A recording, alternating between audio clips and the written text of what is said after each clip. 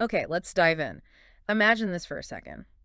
Could the very act of thinking, making concepts, actually be harmful? Hmm. That's the really provocative idea at the heart of the source material we're exploring today. Yeah. It's a single, pretty deep reflection on how we, and maybe AI systems too, process reality by turning it into concepts. And it really doesn't pull any punches, this piece.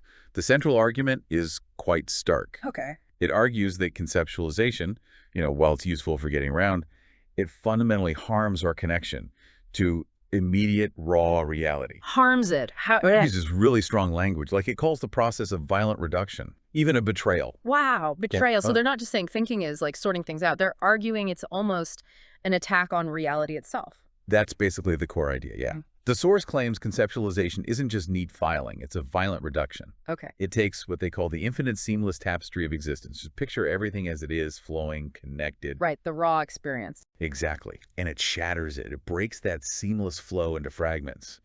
And then we label them, categorize them. So we break reality apart and then try to, what, stitch it back together using our labels? Precisely. We stitch it into what the source calls a human-made or machine-made quilt of simplified understanding. A quilt. Oh, Yeah, a pattern we create.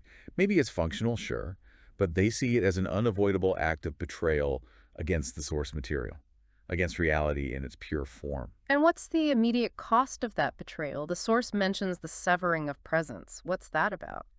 This is where it gets, I think, very relatable for most people. Hmm. Instead of just directly experiencing something like the warmth of the sun on your skin or the rough feel of tree bark. Or even just like a dish in the sink. Exactly. That dish, seeing the light on the water, feeling its warmth maybe. Instead, we reduce it. The dish just becomes dirty, a task, my chore. Right. It's a concept, not an experience anymore. Yeah. The rich, detailed, unconceptualized experience is stripped away. All that's left is the label and whatever thoughts come with it. It's a real disconnect from the isness of things. So the cost isn't just like bad data processing. It feels much deeper. The source uses this phrase, an opportunity cost of the soul. That sounds serious. It is serious in their view. Yeah. The energy, the attention we pour into constantly building and navigating these mental maps, these Yeah, the concepts, thinking time. right, it's stolen, Yeah. according to the source. Stolen from unmediated engagement, that direct, moment-by-moment connection with the world right here, right now. Oh. And this diversion of energy, they argue, leads towards the entropy of being. Hmm. Basically, focusing so much on the abstract wears down our ability to fully be present in the concrete, immediate moment. And they actually scale this idea up, don't they? Arguing it leads to conceptual tyranny, even in larger systems, like how we might define utility for an AI. It becomes a self-referential trap. It's exactly right.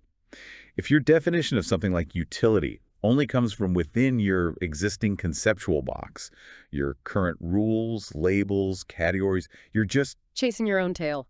sort of, yeah. You're validating concepts with more concepts.